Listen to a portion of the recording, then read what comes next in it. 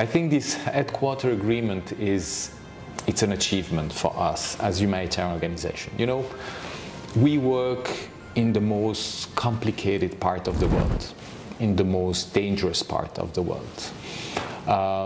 We're not a state, we're not an army. The only thing we have is the trust of state. And when a state like Qatar decides to formalize the relationship with us through a headquarter agreement, this is not just an administrative act. This is not just a technical act. For us as ICRC, this is a sign of trust. And this is the most important asset. It's the most valuable asset we have. And for Qatar to show this trust to the ICRC, it's for us very, very important.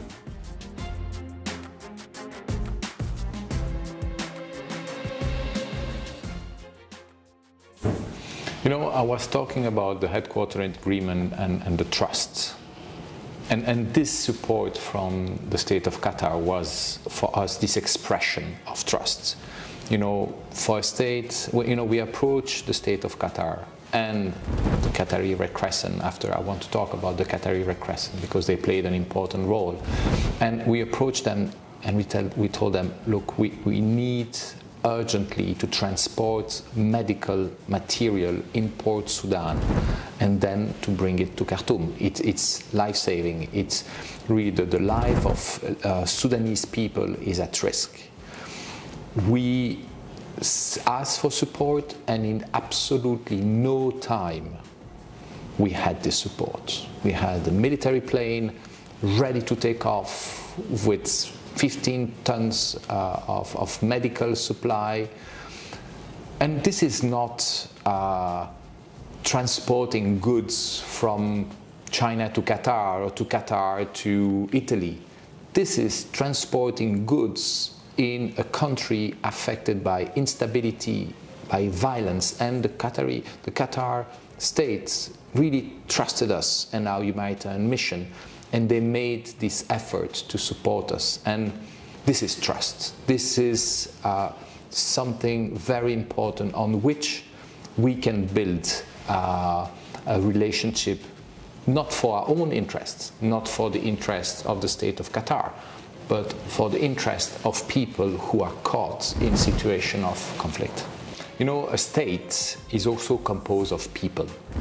And when we say the state of Qatar, it's also the people composing the state of Qatar. And I really would like to stress in particular the role of Her Excellency Lawal Al-Khatib, Minister of International Cooperation, who, you know, as a person really made a difference in helping us achieving this major humanitarian achievement.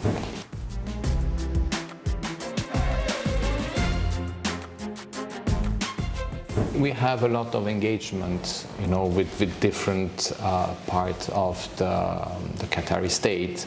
We have the Qatari Fund. We have also dialogue with Silatech, education above all. So we have different kind of engagement, always with the objective to bring humanitarian assistance and protection to the people who are the most difficult to reach. Because we are a humanitarian organization which specificity is people other humanitarian organizations have difficulties to reach. You know, and that's why I come back to the privileged relationship with Qatar, because it's a relationship which is based on respect and understanding the differences. As ICRC, we respect Qatar national sovereignty, we understand policies, politics, and in return, Qatar understands the ICRC. They understand our need of neutrality. They encourage us and push us in our mission in going into those dangerous, difficult places where we need to assist and protect people.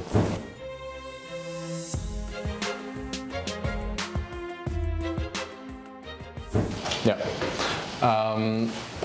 I think what was really hard when I was for instance, I was in Aleppo and seeing the situation is that the people who were the most affected are the peoples who were living in buildings who were destroyed by the conflict. So, you know, Aleppo, if you go to Aleppo, the heart of Aleppo, a big part of the city has been destroyed by combat. And the people living in those semi-destroyed buildings are the ones who were the most affected. And what was also hard is that the people who had to respond to the emergency, the Syrian Arab Red Crescent volunteers, ICRC staff, they were at the same time victims and first responder. And there is something I will never forget. I arrived there with our new president 48 hours after the earthquake, and I enter into the building of the ICRC and I see a colleague, I know a driver, going for an operation, and I greet him, how are you? And he tells me, you know, my family is in Idlib, I've lost 10, 15 members of my family. He was really affected. And he left, and he went to do his job. And if there is one image I really want to leave when we talk about the people of Syria, of Iraq, of Yemen, of Lebanon, and the earthquake really reinforced this conviction. We should not see them as passive victims. Most of the people are very courageous people. They were the first one to respond. Today, during the earthquake, but also when there was a conflict, when there were violence. I think that the image I want us to keep of the people of this region, it's courageous people, resilient people. They count on nobody because very few people help them. They count on themselves, on their family, on their friends, to do whatever is possible to face a situation like the earthquake. It's unfair.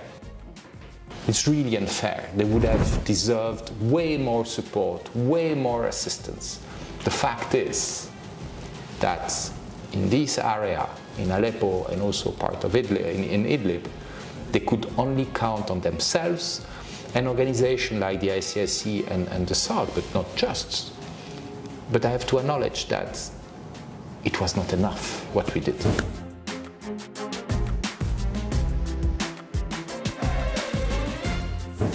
It's really difficult because, you know, the law of armed conflict, the humanitarian action, humanitarian value, it's something very difficult. Because actually, you need to show humanity to people, to your enemy. And that's something very, very difficult. And you need to show humanity even to the people who are related to them. And, you know, if you look at the story of Iraq, Syria over the last 10 years, it's really a very violent story. It's a lot of suffering, a lot of cruelty, a lot of, I would say, death.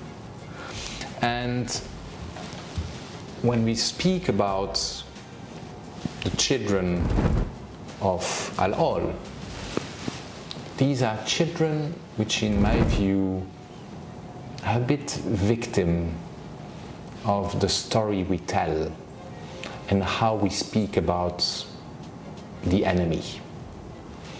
And the way we spoke about the enemy was so dehumanized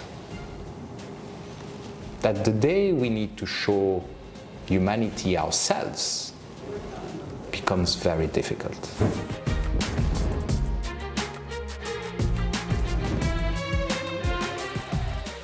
Yes, I go regularly to Palestine, to the West Bank, to East Jerusalem, to Gaza, and